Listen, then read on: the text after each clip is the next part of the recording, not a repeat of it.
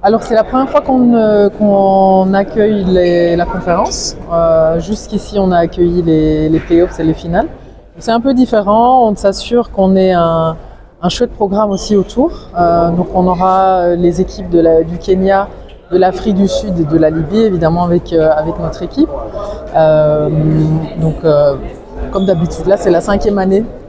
On a l'habitude d'accueillir la BL et on va aussi s'assurer que vraiment on a un chouette programme autour. On a un sommet sur l'innovation, on a des soirées, des concerts, donc l'occasion aussi de mettre en lumière la culture. L'impact est assez large. On a évidemment un impact économique parce qu'on a pas mal de visiteurs qui viennent pour la balle. On a un impact aussi sur le sport. On voit vraiment que le basketball est de plus en plus populaire. On a pas mal d'initiatives au niveau d'initiatives locales. C'est un sport qui grandit au niveau de la jeunesse des enfants aussi. C'est vraiment intéressant et agréable de voir aussi que la balle grandit. On y a cru dès le départ. On est un partenaire fondateur et donc de voir aussi qu'on a d'autres pays qui s'ajoutent chaque année à cette ligue, mais de voir aussi comment la ligue fait rayonner le continent. Pas seulement sur le continent, mais à l'international, c'est vraiment une satisfaction.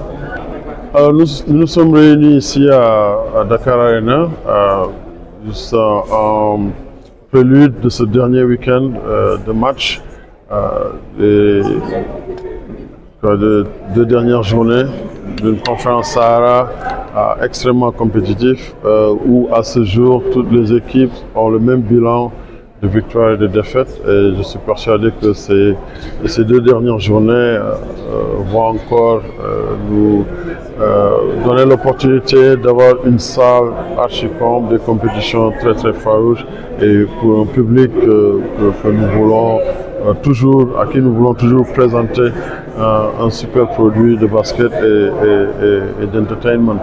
Mais nous sommes ici pour célébrer et échanger un peu avec nos amis des médias par rapport à notre partenariat vraiment original avec le Rwanda Development Board, qui est un partenaire fondateur. Parce que nous avons lancé cette ligue historique au milieu de la pandémie dans une bulle complète à Kigali.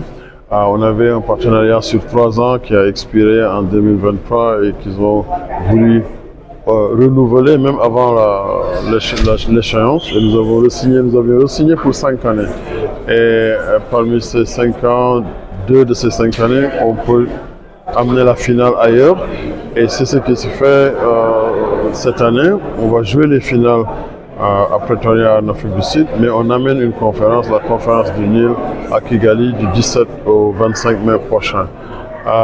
Il y aura des équipes, 4 équipes qui vont jouer là-bas. L'APR, le Rwanda, qui a joué ici l'année dernière dans la conférence Sahara, seront rejoints par l'équipe d'Al Ahly de la Libye, et aussi les Nairobi City Thunders qui viennent du Kenya, le Kenya qui participe pour la première fois dans la ligue, et les MBB Made by Basketball, l'équipe sud-africaine qui va représenter l'Afrique du Sud.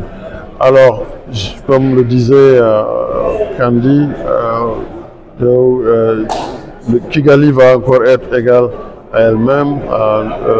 Nos supporters vont être très bien accueillis.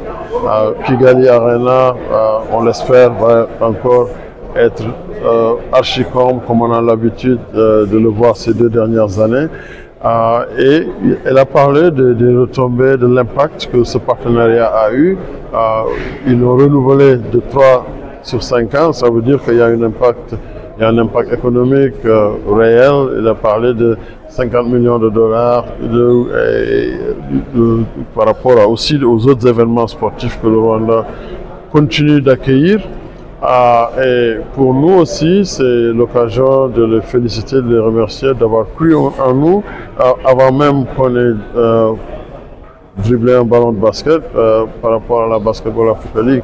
Et c'est l'occasion d'espérer que d'autres pays s'inspirent et particulièrement ici chez nous, et nous sommes très encouragés en tout cas d'abord de voir la présence du chef de l'État Bassirou Diomaye Faye le 26 avril dernier, et les autorités qui nous ont reçus, le Premier ministre avec qui nous avions eu des discussions très encourageantes, et je suis persuadé que en tout cas nous savons l'impact que ces 10 jours que nous passons ici à Dakar Arena, l'impact qui est réel, et on voit tout cet entrepreneuriat qui est en train de naître autour des événements de la Basketball Africa League, et nous cherchons à trouver les moyens pour les pérenniser et puis le faire à l'échelle. Il y a un moyen vraiment de, comme elle a dit Candy tout à l'heure, depuis l'avènement de la Basketball Africa League à Kigali, il y a un sursaut et un impact réel sur la popularité du basketball dans le pays. L'Afrobasket dernier, le Rwanda était dans les top 4, ils ont fini 4e chez les filles, ils ont fini 3e dans l'Afrobasket Chan qui s'est déroulé en Angola, je crois, il y a 2 ou 3 ans. Et on voit chaque fois qu'on y va l'impact et l'engouement. Leur ligue, le championnat national, est devenu totalement professionnel. Des joueurs partent de partout pour jouer là-bas. La plupart des joueurs dans la balle qu'on retrouve dans les autres équipes vont jouer au Rwanda pendant leur saison régulière. Et c'est cet effet d'entraînement que nous voulons voir dans les autres championnats. Il y a des pays où il y a plus de talent, où peut-être le basket est beaucoup plus populaire. Mais en tout cas, ce que nous avons pu construire là-bas, nous sommes confiants qu'on pourrait le faire un peu partout en Afrique. Et le Sénégal est un pays de basket, il y a une forte tradition ici, et c'est la raison pour laquelle nous avons beaucoup d'espoir pour pouvoir implémenter la plupart de notre stratégie de développement de ce sport et de cette ligue ici.